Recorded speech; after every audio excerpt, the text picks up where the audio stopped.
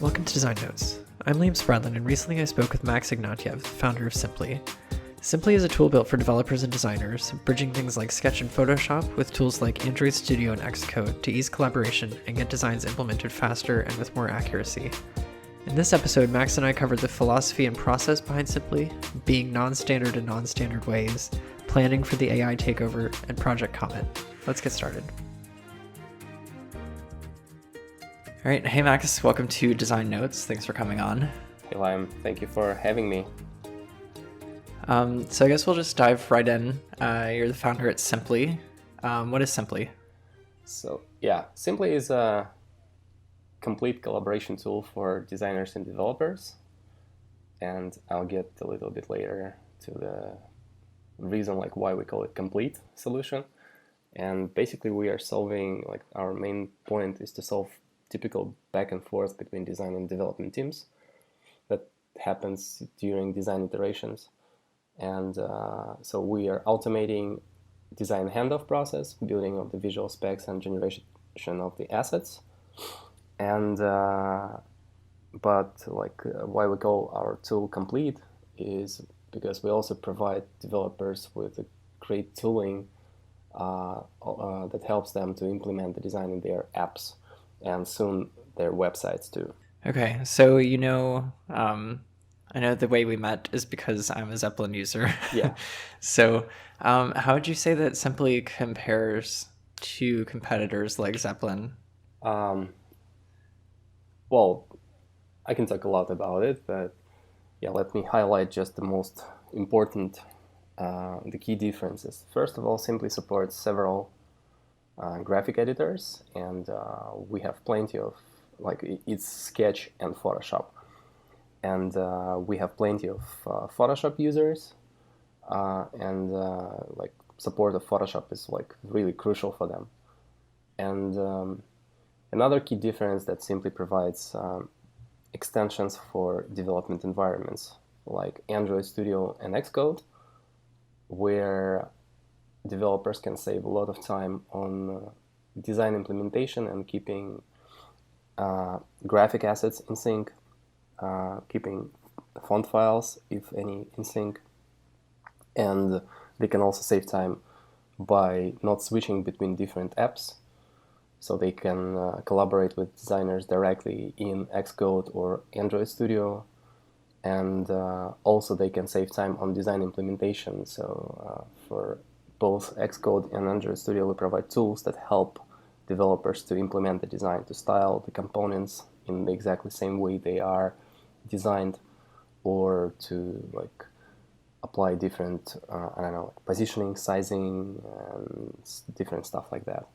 And I guess my next question, which is kind of something I ask every guest, is I want to ask why Sympli. So why did you decide to create a tool for dev and designer collaboration? And then I guess what was your journey kind of to get to that point? Well, my journey, so I'm a developer myself. I wish I would be also a designer, but so far no luck in this field, unfortunately.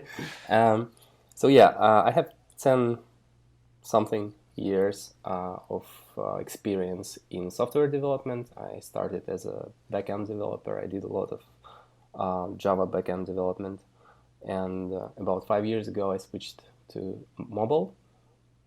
And before joining Sympli, I was working as a technical lead at the Washington Post mobile department, and I was responsible for delivery of their Android tablet apps. And at some point I just figured out that we are going through the same process over and over again, and we're stepping on the same issues over and over again, because unlike software development, collaboration between design and development teams is not really standardized. And it was really surprising for me as for developer, because in the development world, for most of the questions you have an answer already. And but collaboration between design and development teams, it always had some kind of freestyle component, depended on the teams. And every single company or every single two teams were trying to figure out their own process. And all of those processes, had a lot of manual routine actions, especially from designer's side, and they were very vulnerable for the human errors, basically. And so I figured out that like it takes too much time for both teams, like for both parties, and I start to look what's there on the market, and it was late summer 2013. So, and all designers I've been working with at that point, they were active Adobe users and they were using Photoshop. So I started looking on are there any tools for dynamic specking of the PSDs.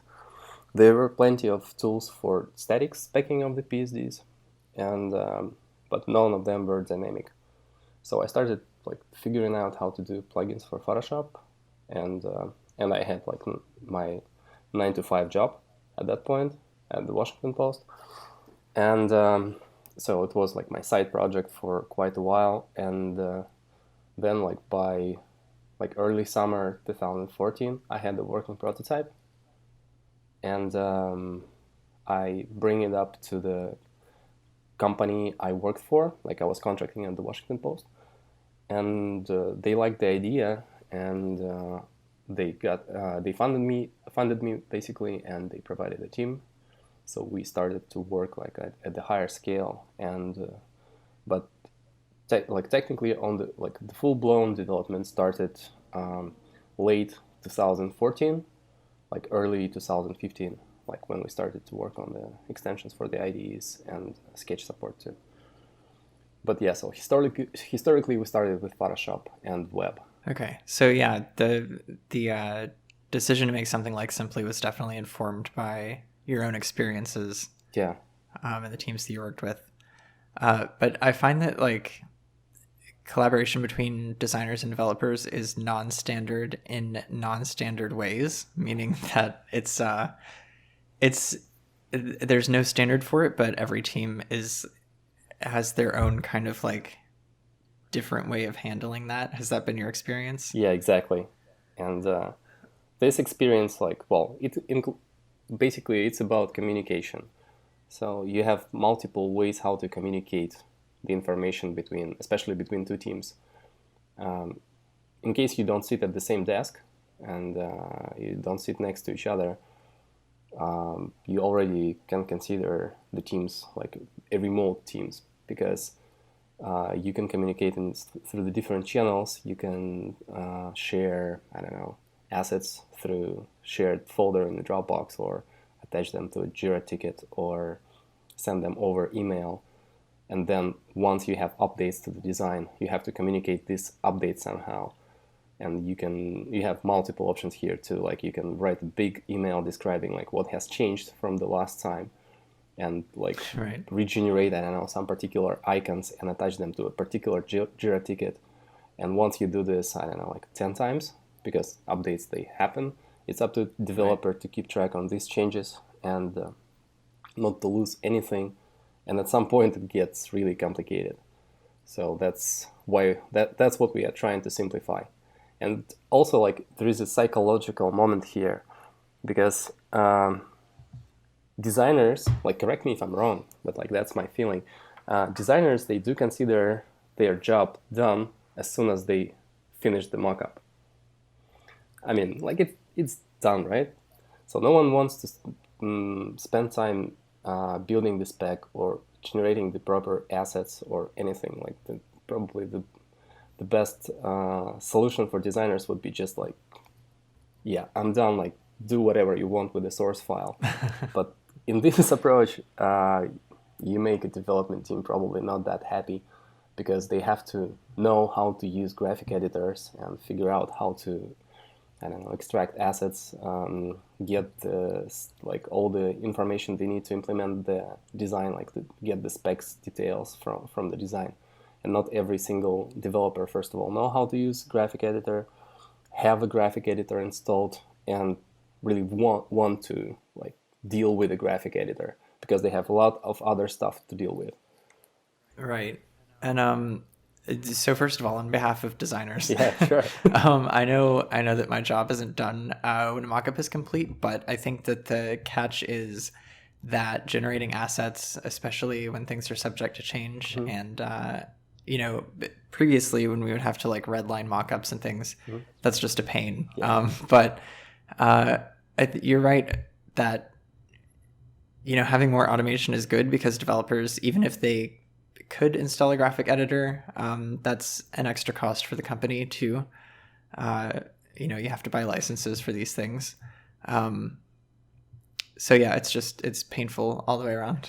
And like another thing, even if they have a graphic editors, just figure out like you just updated the graphic file, right? And now you have to say like, hey, I changed artboard X on the page Y, right? And I changed this particular thing there.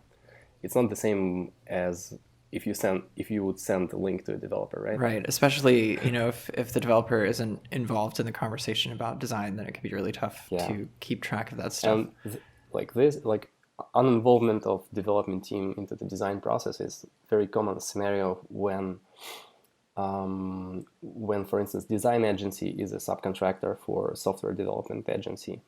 This happens a lot, and especially for the remote teams. Like that happens a lot, that developers, they see the design for the first time when it needs to be implemented in the app. So they didn't take any part in discussion of this design. Probably their tech lead had, but they didn't. Right. Yeah. And I think in an ideal world, as I've said on previous episodes, like everyone would be involved in the design process from the beginning, but logistically that just doesn't work out sometimes, I guess. But so I guess like the overall vision for Sympli is just to find like these things that we've been talking about and distill those down to like the underlying problems, I guess, because like I said earlier, people work in their workflows are non-standard ways, but there must be like common problems that people are just choosing to solve in different ways. So yeah, I guess, am I right that that's kind of what you guys are going for? Yeah, so I'm very afraid of saying that we are trying to invent a standard here, but at least we are what we are doing. We are streamlining the collaboration between design and development teams. Right. So at least we are making the unnecessary at least we reduce the unnecessary back and forth and miscommunications between design and development teams. Yeah, I guess philosophically, I just feel like there must be you don't necessarily have to establish a standard, but you can find kind of common threads, like a common series of actions that has to happen for each design and development process, and then that's exactly what we are doing. So we have basically our steps that we are covering. There are 3 steps. So it's design handoff, collaboration, and design implementation. And design handoff, it's pretty clear. So it includes dynamic visual specification and vector and bitmap assets for Android, iOS, and web type of projects. And soon we're going to have support for other platforms like OS X and Windows 10. And collaboration includes both collaboration between design and development teams, so they can annotate, they can have small discussions right in Sympli, so they can speak in the context of some particular element in the mockup. But also it's a collaboration between inside of the design team, so it means that several designers can contribute to the same project. This happens a lot, actually. Yeah. Especially on the big projects. And the third, the very important part is design implementation. It's also a psychological factor. As I said, that many designers have a feeling, the psychological feeling that once you're done with artwork, you would rather do more artwork than generating specs and doing some low-level technical stuff. So same works for developers. There are people who love visuals, they love to spend a lot of time polishing the UI. But also there is like a vast majority of developers who love to solve technical challenges, and they do not consider design implementation, the styling of the app, actually something a challenging task. They consider it as more as a routine task. And frankly, like there are a lot of routine actions in styling of the app. And Sympli extensions for Android Studio and Xcode are taking care of that routine. And in Android Studio, we provide, in both Android Studio and Xcode, we provide a set synchronization mechanism that takes care, like that shows you visually what's gonna be the resulting set of the assets in your project after you synchronize them from design. It allows you to convert vector assets into vector drawables, for instance, in Android Studio on the fly. And it also allows developers to dynamically rename assets. So they don't have to spend any time on setting up name conventions for the assets with design team. And the good thing about this renaming mappings is that they are persistent. So next time you get an update for this design, all the assets will be automatically renamed to the name developers set up like on the previous sync. That's super helpful, because I know that I've exported like 130 artboards or something, and and renaming those is not fun. So that's a huge thing, and especially for Android, it's like right. But you agree, right, that naming, like the proper canonical naming of the assets for Android is tricky. Yeah. Come on. And so asset synchronization is one part, and also Sympli provides extension for auto-completion features of Android Studio. So when you edit layouts in the layout editor and you have selected element in the design browser in Sympli, it will prompt you with the corresponding values for width, height, colors, text values, and many other contextual information that you can take from design element, and it will be automatically placed into your layout editor, which saves plenty of time. And for Xcode, we have absolutely amazing integration with the interface builder, so developers can visually apply styles to the views in interface builder, including both design time and runtime properties. And for instance, to create a shadow in interface builder, you have to set up, I think, 4 different runtime properties for the view, and Sympli does that automatically. So, and I just want to be like really clear. So we don't do any magic like, hey, here is my app and here is my design. Please apply this design to my app. So no, we don't do this. Instead, we provide a very granular and very controlled by developers tool set that can be used very let's say, like very targeted. So you can, for instance, select a view and select the element in the design and click and select to apply, I don't know, font family to the text label, or font color, or background color, or image to the button, or image to the image view. And this small automation that we provide, it saves hours for developers to implement the design in the app. Yeah. I want to rewind actually back to when you mentioned collaboration between designers. Mm-hmm. So in my experience, this can range anywhere from in-person meetings where there are pieces of paper taped all across the wall to, Google Slides with enormous comment chains on each of the slides. So like, what would you say are I don't know. I mean, I haven't taken enough time to really figure this out myself, but what would you say are the common problems that you see designers facing in collaboration? That's a huge topic. We are covering only one part of it, and this is we don't cover phases of design phases like brainstorming or prototyping or anything like that, at least yet. But what we cover is that like when you already have a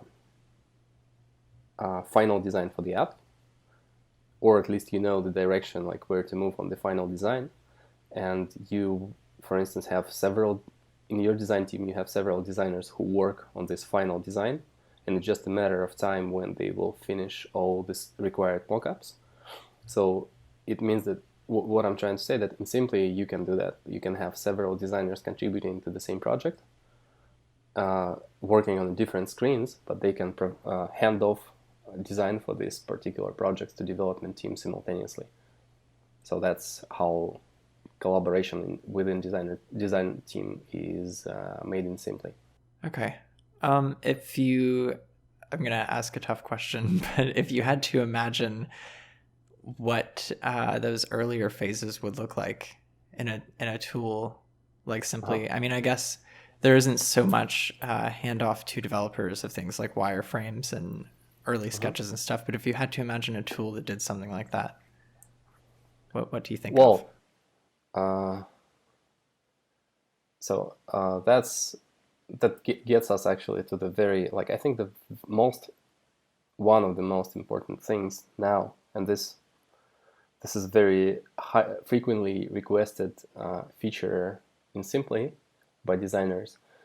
They ask a lot about how do we do a version control for the source graphic files. So I think that proper version control of the source graphic files is like one of the biggest issues that is unsolved so far. Well, there are several approaches on how to solve it, but you cannot do this like with the regular version control systems like Git or anything like that, because it's a binary file. So yeah, I think that as soon designers can work on the same file and have a clear and understandable way on how to merge their changes into one like source file, it's going to be a huge thing. It's going to be a really huge thing. Yeah, I guess that would be tied to kind of like the file history, like of what things you do, because it's tough to, I mean, I can't think of a way to read that visually, but we have the history of actions that you've done in a file in, say, like Illustrator or something. So I guess that might be one way. But I do agree that version control for designs, and to some extent like a platform for sharing those source files, doesn't really exist in an optimal form right now. I don't know. It's an interesting concept. Well, there is a tool that I don't remember. Like there are several of them. Like there are multiple web-based graphic editors that say that you can actually edit the same design simultaneously. But frankly, I never saw them in action, and I would really love to see what's going to happen when you have a conflicting changes in the same area, how it will prompt you to resolve this conflict, what the tool going to show you. Yeah, there is Figma. I haven't gotten an invite to it yet, but I do wonder about that. I'm dying to try it out because it sounds interesting, but I can just imagine the like sheer chaos of people moving buttons in two different directions at the same time, things like that. Yeah, that would be interesting. Yeah, I think for me, that type of thing, not only collaboration, but then being able to share those source files is something that I'm really looking forward to, especially as I start releasing, like open source design files. I haven't really seen a good way to manage that yet, because, you see post on Dribble or something for freebie PSD files and stuff, but there's no I guess like GitHub equivalent for design yet. Well, there is an approach. There is a plugin for Sketch. I don't remember the name, but what they do is they store a binary file in Git, and they split it somehow into artboards and like build the previews for every single artboard, so you can compare two artboards. But but yeah, so that's not exactly the thing. So one of the features we have planned for Sympli is like now developers can compare two versions of the design. They can compare current version of the design with the previous one, or several previous ones, or they can even switch to the previous versions. And but now we're just morphing the pictures one into another. But we prototype a small algorithm that highlights the area that has been changed, and that also helps a lot. So it will reduce additional questions to like design team and save time for both teams on this unnecessary communications. Yeah, it kind of fills in some of those communication gaps. If so from like a designer perspective, a developer will ask, what's different about this screen, and of course designers are like, well, duh, of course this text has moved over 2 pixels. Like, isn't it obvious? But so that should be pretty helpful. I want to kind of dig into the design process at Sympli. So sure, I'm interested in all kinds of different design processes, but the prospect of designing something for designers, but also for developers simultaneously in the same tool, it seems kind of crazy to me. So I want to hear more about that. It's very tricky, and we are doing our best to succeed on that. And also it gets even more tricky knowing the fact that the project has been started by developers. And we didn't have a designer in the team from the very beginning. And our designer joined us last fall, and we completely redesigned all components of the system. And by all, I mean all. It was Sketch plugin, Photoshop plugin, our web app, Xcode plugin, Android Studio plugin, and our landing page.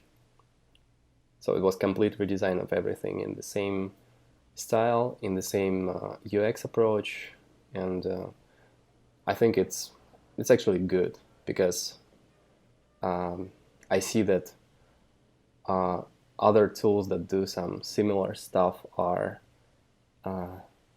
at least at some degree, they are applying very similar approaches to their plugins too. And and design process looks like we have a really great designer, and we do prototype a lot, and most of the crucial parts of the system, they are prototype, and as a prototyping tool we use Framer.js. And initially we tried to have a very short, we tried not to keep all the team on the design meetings, and we tried to work on design, just 2 of us, designer and me.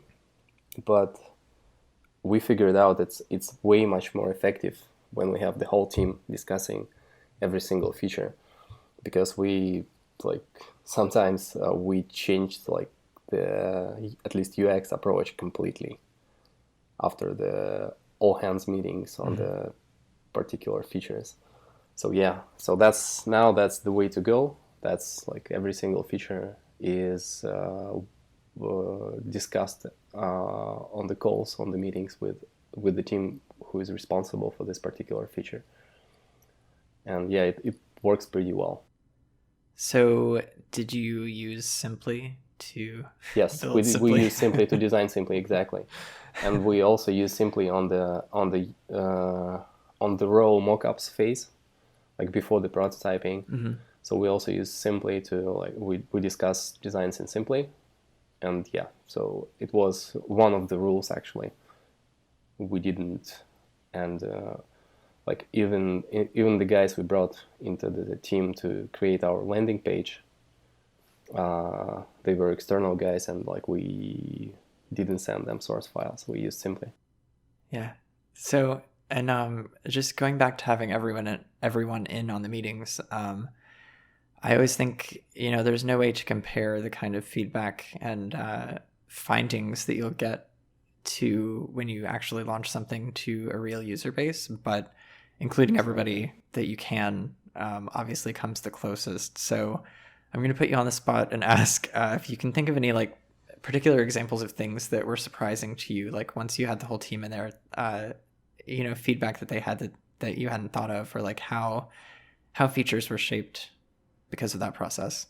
So yeah, for instance, one of the features that went through this like complete review process was our asset synchronization dialogues in our plugins for Android and Android Studio and Xcode, because they were like, we had the real feedback from people, like our developers. They use plugins.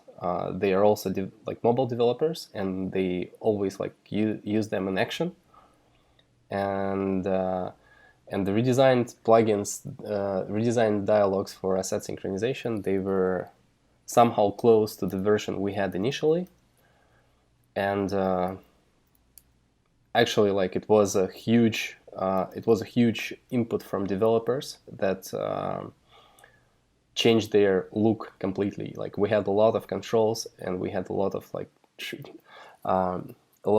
radio buttons and checkboxes, and we had like a lot of different, like, very flexible options in the asset synchronization dialog.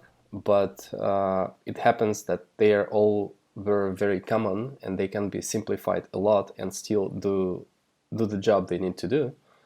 So yeah, so we did completely reworked it, especially for Android Studio. Okay. And, there are lots of prototyping and design tools coming out all the time, especially, I mean, the pace just seems to be increasing by the day. Oh, yeah. And I had an interesting conversation a while ago with Nick Butcher from Google about prototyping and these, this kind of explosion of tools. And we were discussing how eventually these tools will have so many features that the number of actions you'll take to create something will eventually match the number of actions you would take to just actually code a prototype or something. So exactly. I guess when you're thinking about Sympli and like new features to add or things to work on next, you have to be kind of, you have to have some discretion and not just adopt everything because other tools are doing it or whatever. So like, what is Sympli's approach to that? Like, what is your approach to A, deciding what to do next, and B, designing for the product with future features in mind? Here's the thing. It's the scenario you described, that the tools are, you're absolutely right, the tools are getting more and more sophisticated. And for instance, to build a prototype in Framer.js, it's not yet there, of course, but it's like almost there. To create a really interactive prototype, it really looks like an actual landing page, for instance. Right. So what we are trying to do in Sympli, we, like, for now, until we don't have tools that are like, Sympli is basically a translation tool from designer's language to developer's language, right? So we take pixels and like convert them into points and density independent pixels, and graphic assets instead of layers, and etc., etc. For now, there is no design tool on the market that can provide all necessary semantics that for like absolutely transparent transition from design to the app. And I think it is very close. Like, it's either you have a designer who is actually a developer and know all the specifics of the platform, or it should be some kind of AI that should take care of that. Until we are not there, I think that all like really great apps, they will require both roles. They will require coding like by a developer to implement proper design, because there are a lot of there is a lot of expertise behind like even building the great UI. So great UI, it's first of all, it's not static, it's dynamic, and there are a lot of how to say it, like there are a lot of tricky moments that you cannot know out of the box. So best apps, they will be done in like manual mode for probably a couple years from now at least. That's my feeling. But like at some point we'll definitely get there, so that designer and developer role, they're gonna be very mixed together. And I would say that I see more involvement of designers into development than developers into design, at least from my network. And that's actually a great thing, because like you can see that more and more designers are not afraid of diving into Xcode, and they know at least basics of Swift, for instance, and they can make a live prototypes right in the Xcode, so they're gonna be like real apps, and this is really cool. So Sympli approach on this is that we are trying to support as many tools as we can, and like get me right, so we are not trying to like broadly support everything we can find on the market, but we are pretty focused. For instance, speaking of Sketch, we support, like, Sketch is a static tool for the static mockups. It doesn't have any additional semantics for responsive design, for instance. But Sketch plugins like Sketch Constraints or Fluid, they do have this necessary semantics. So Sympli plugin for Xcode takes this into account, and it can help developers to apply proper constraints to the views in Interface Builder. As soon as Sympli detects this data from Fluid or from Sketch Constraints, we take them into account and use them. And I think that's a very fair approach. So we are not trying, again, so we don't do any magic. And by magic, I mean generating of the whole app or the whole UI for the app or something like that. So instead, we're trying to take like values that can be actually used and provide a convenient way for developers to access this data in the design. And it's up to developers how to use this data, how to use this design information. Right. So that's the approach. You said something interesting about magic and AI earlier. Do you think that we'll get to a point where AI, I mean, I'm using the term AI, which, you know, could mean anything, but I guess something smart that like do your job. Right. do you see that happening either for design or development, where there would be kind of like generative interfaces or interfaces that you design and then they're applied because the machine simply knows how to apply them? Yeah, I think it's more likely to happen on the development side, because well, at least in many cases, right? So in like most of the apps in the App Store, they follow a very like common pattern. There is an API, and most likely this is a REST API. And like, for instance, speaking about some like exact group of the apps, let's speak of the, I don't know, enterprise apps. I'm not speaking about some like masterpieces that have like a very rich animation and they're really polished and people spent a lot of effort on it. Not that enterprise apps can't have rich animation though. Yeah. So let's speak about some basic create, read, update enterprise app that is like used internally. I don't know, some insurance company, for instance. So most of it can be like generated, right? And UX will be probably not the best, but it's going to be usable already. So yeah, so I think it's going to happen, more likely it's going to happen on the development side than on the design side.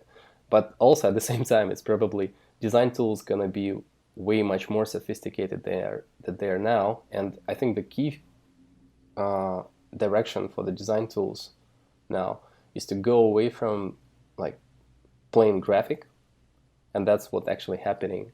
and be a UI design tools. So to like take into account that you are not designing the abstract UI, you're designing the UI for some corresponding platform, and they should take into account a lot of specifics for this platform, and they should guide designers through the design for the specific platform, and they should help designers to like make proper UI for the platform.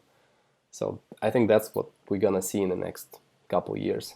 Right. So, instead of doing what we're doing now and drawing a picture of what we want the UI to be, this would actually know, for instance, if you say like this sheet should animate up at this rate on Android, it would know how Android handles animations and be able to do that.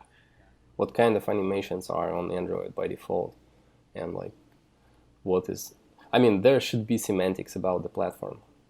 Right. So as soon as you have like, and I don't know, artboard size is not enough semantics. So it should be something more deep, like way much deeper. Right. Yeah. I mean, yeah, that sounds exciting. Sign me up. I'm ready for it. I guess lastly, and speaking of like future tech products in this space, Adobe XD Experience Designer Project Comet, the preview came out today. Yes, sir. Have you had a chance to look at it, or have you heard about it? I did. I had a chance to look at it before the public preview. I didn't do it directly. Like a friend of mine had a alpha access, and he showed me the tool. So yeah, it looks great. So it works fast. There are no layers. And well, it's still, well, they don't claim it's not a preview, but well, there are a lot of things that are missing. So what I found from the very beginning, that you still, like, you cannot do like gradient fill, for instance, and you can have only one instance of a shadow or a border, but the tool looks really promising, and I think it's gonna be like a bomb. Yeah. It's point, yeah. It's interesting to me that Adobe's doing this. I just wanted to hear your thoughts as somebody who invented Sympli. But it's interesting to me that, like we were saying earlier, there are common problems that designers and developers have, that they're kind of coming up with all these ways to solve for those, like Dropbox, Commons, Jira, things like this. So, and Photoshop is a perfect example of that, because Photoshop, I don't think, was built for UI design at all. Yes. Yeah. So, but yet people have found very detailed and relatively productive workflows to use it with. So it's interesting to me that Adobe is actually, deciding, hey, instead of updating Photoshop with more UI focused tools, let's just make an entirely new app that does these things on purpose that you guys can use. Yeah. I think there is a good point behind it, because what Adobe did with Photoshop, it was pretty great. So the artboards, design spaces, right, and stuff like that. So it makes a lot of sense. And we have two separate cases in our Photoshop plugin, two separate workflows for artboard-based documents and plain-based, like, I don't know how to call them, plain PSDs, when like everything is one huge group of layers, with subgroups on top of each other. A nightmare, in other words. Yeah, and but I think that Photoshop is, I think that it's probably easier to build a tool from scratch for Adobe that supports everything without legacy of the Photoshop, but just focused on the particular task that you can build UI effectively in this tool. Because even now, like if you look at the artboards in Photoshop, well, they are not that fast as they are in Comet or XD, or as I saw on Designers News today, Ed. people thought that's gonna be Ed because it's experience design. They work slower, and and many things are like hidden. Well, because it was not supposed to be used for that. Right. It still can be used, but it wasn't supposed. So yeah, I think that's great foundation for, like, it seems like Adobe is building Comet for way much higher flexibility than Photoshop provides. Right. They did a great job on their generator thing. Like, they have a extension API called Photoshop Generator that Sympli use for in the Photoshop plugin a lot, and it's pretty amazing. But it's still, like, comparing to what Sketch provides for its extensions. Basically, when you do an extension for Sketch, you have like access to everything, and literally everything, and you can build a native OS X app that will be run natively, and you can do everything you can do in a native OS X app, and this is amazing. Like, that's like, you can do whatever you want, and like this makes things like silver flows possible, actually. So yeah, so I think like I think in like a couple months we'll see like a huge progress, because as far as I can tell, like, I saw alpha builds of Comet, and now with the public preview, they didn't really provide a lot of new features there, but they polished it a lot. They spent like a lot of time on polishing the preview, and it works really smooth and fast. Right. So it's I also, I guess another part of why I'm fascinated by Comet is just that this is, we get to have a look at Adobe building a fresh app, I guess, because like you said, Photoshop wasn't built for this purpose, but even so, many of Adobe's products, Photoshop, Illustrator, After Effects, all of these have such a huge legacy behind them that it's tough to imagine what it would be like for them to start from scratch, but this is it. Yeah. So I think they will have plenty of challenges to support Creative Cloud libraries already. True. Because they claim they're gonna support it in Comet. Yeah, that that will be interesting. But yeah, I think that wraps it up for this episode. Thanks for joining me. Sure.